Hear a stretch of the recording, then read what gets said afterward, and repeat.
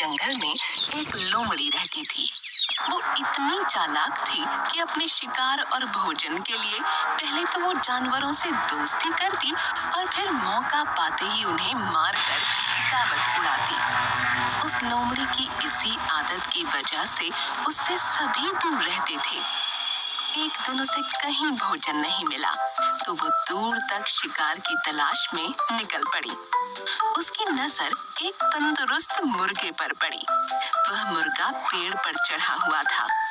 वह लोमड़ी मुर्गे को देखकर सोचने लगी, कितना बड़ा और तंदुरुस्त मुर्गा है। हाय, ये मेरे हाथ लग जाए तो कितना स्वादिष्ट भोजन मिलेगा मुझे। अब लोमड़ी का लालच बढ़ चुका था। वो रोज उस मुर्गे को देखती और मौके का इंतजार करती, लेकिन वो मुर्गा पेड़ पर ही चढ़ा रहता और लोमड़ी के हाथ नहीं आता। बहुत सोचने के बाद लोमड़ी सोचने लगी, ये मुर्गा ऐसे हाथ नहीं आएगा, कुछ तरकीब सोचनी होगी। इसलिए उसने छल और चालाकी करने की सोची। वो मुर्गे के पास गई और कहने लगी, प्यारे मुर्गे भाई, क्या तुम्हें ये बात पता चली कि एक खुशखबरी मिली है सबको जंगल में? मुर्गे ने पूछा। खुशखबरी? कैसी खुशखबरी? लोमड़ी बोली, आकाशवाणी हुई है और खुद भगवान ने कहा है, अब से इस जंगल के सारे लड़ाई झगड़े खत्म होंगे। अब से कोई जानवर किसी दूसरे जानवर को नुकसान नहीं पहुंचाएगा और ना ही मार कर खाएगा। सब मिलजुल कर हंसी खुशी रहेंगे, एक दूसरे की सहायता करेंगे, कोई किसी पर हमला नहीं करेगा। मुर्गा होशियार था।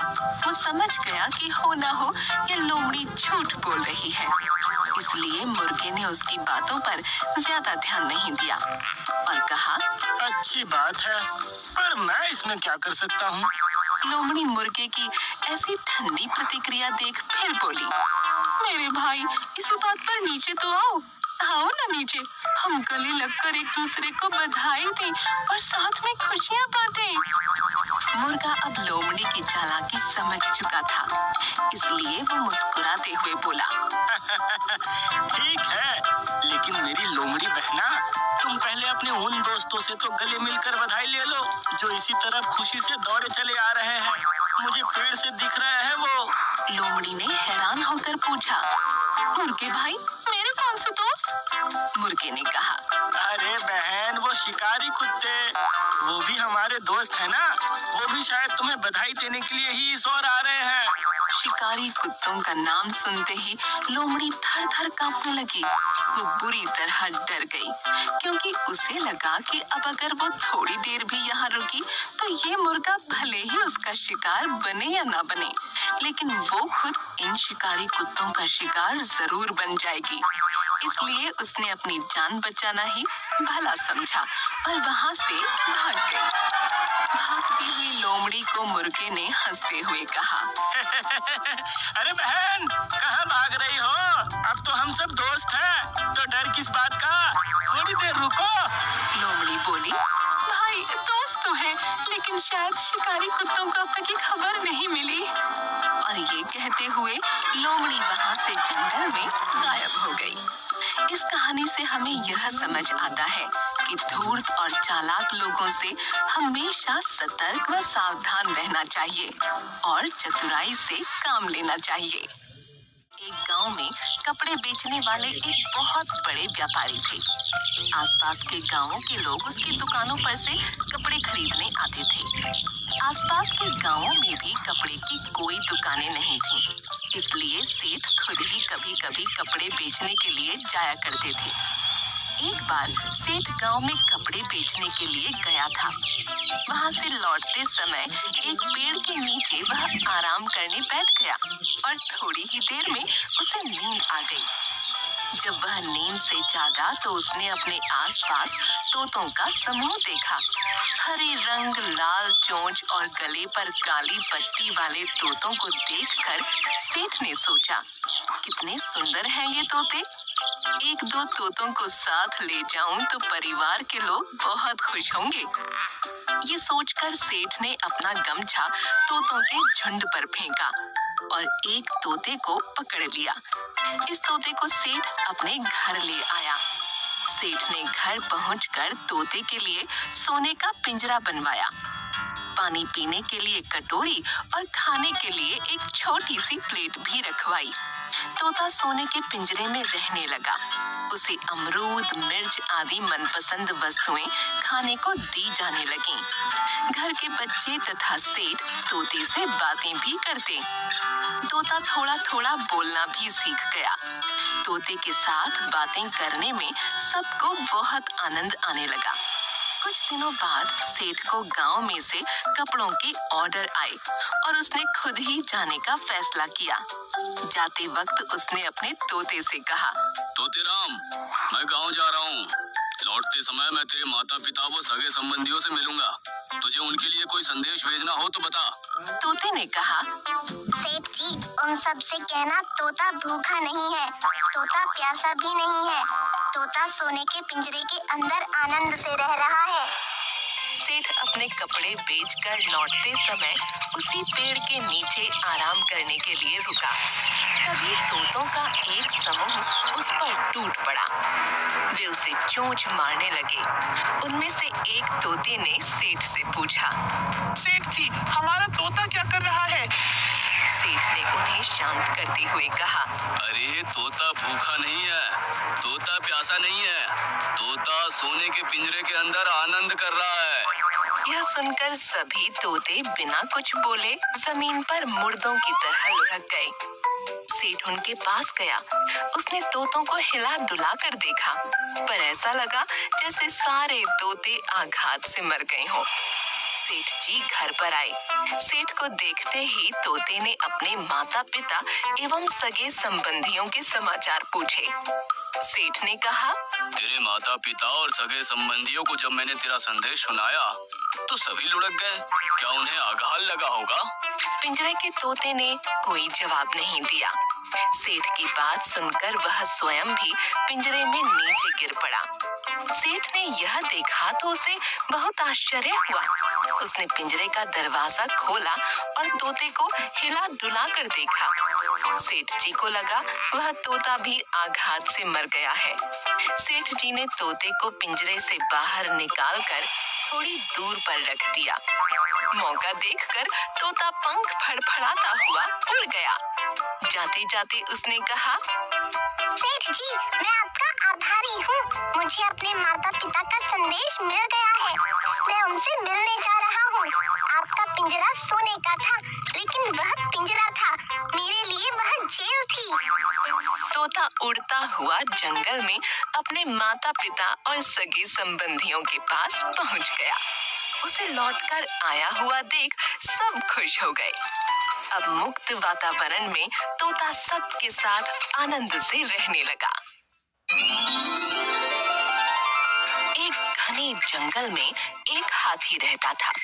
वह स्वभाव से गर्विष्ठ और क्रूर निर्दयी था। वह जंगल में घूमता, इधर उधर जाता और साथ में पेड़ और उसकी शाखाएं तोड़ डालता। जो पक्षी उन पेड़ पर रहते वे उस हाथी से बहुत डरते थे। जब हाथी उन पेड़ों को उखाड़ कर फेंकता या शाखाओं को सूंड से तोड़ता तो उन शाखाओं पर रहने वाले पंछियों के घोंसले जमीन पर गिरकर टूट जाते। बेचारे पंछी उसका कुछ नहीं कर पाते। जंगल में हाथी ने चौतरफा तबाही मचा दी थी। इतना ही, शेर और बाघ भी उससे दूर ही रहते थे। जंगल के सभी जानवर उस हाथी से परेशान हो गए थे, लेकिन चाहकर भी वे कुछ नहीं कर पा रहे थे। उसी जंगल में एक चतुर खरगोश भी रहता था। उस खरगोश को उस हाथी के बारे में सब कुछ पता था। खरगोश ने उस हाथी को सबक सिखाने की ठान ली और उसने जंगली जानवरों की एक सभा बुलाई और कहा, इस दुष्ट हाथी का अब कुछ करना होगा। इसने इस जंगल के सभी प्राणियों को परेशान कर रखा है। अब मुझे इसका कुछ करना होगा। ऐसा कहकर खरगोश वहाँ से चला जाता है। एक दिन खरगोश उस हाथी के पास जाता है और उससे कहता है, महाराज, आपसे कुछ जरूरी वार्तालाप करना है, क्योंकि ये हमारे जीने और मरने का प्रश्न है। सुनकर और गुस्से से बोला, तुम कौन हो और यहाँ क्यों आए हो? भाग जाओ यहाँ से, वरना जान से हाथ धो बैठोगे। महाराज तनिक सुन तो लीजिए, मैं जंगल के सभी प्राणियों का प्रतिनिधि बनकर आपके पास आया हूँ। हम सभी जानवर चाहते हैं कि आप हमारे महाराज बन जाओ और इस जंगल पर राज करो। कृपया मेरा प्रस्ताव स्वीकार कर लो और हमें आपकी सेवा करने का मौका प्रदान कर दो। खरगोश ने बड़े मीठे बोलों में कहा। हाथी ये सुनकर बहुत खुश हो गया और बड़े गर्व से उसने अपनी सूंड को उठाकर खरगोश की तरफ देखा। खरगोश आगे बोला, मैं यहाँ आपको लेने के लिए आया हूँ, आप मेरे साथ चलिए। आपका राज्याभिषेक समारोह जंगल के बीचों बीच रखा है। वहाँ सभी जानवर आपका बेसब्री से इंतजार कर रहे हैं, अपने होने वाले नए महाराज का इंतजार कर रहे हैं। ये सुनकर हाथी बहुत खुश हो गया। उसका हमेशा से सपना था कि वो एक दिन इस जंगल का महाराज बने। उसने सोचा कि राज्याभिषेक समारोह उसके लिए गर्व की बात है, इसलिए वह उस खरगोश के साथ चलने के लिए तैयार हो गया। चलिए महाराज, आपका सभी प्राणी वहाँ इंतजार कर रहे हैं, मेरे पीछे पीछे आ जाइए। खरगोश बोला। वे दोनों जंगल के रास्ते चलने लगे, आगे आगे खरगोश और पीछे पीछे हाथी। चलते चलते वे दोनों जंगल के एक तालाब के पास आ गए। उस तालाब का परिसर पूरी तरह दलदल से भरा था। खरगोश का वजन कम था, इसलिए उसे उस दलदल से चलने में ज्यादा परेशानी नहीं हुई।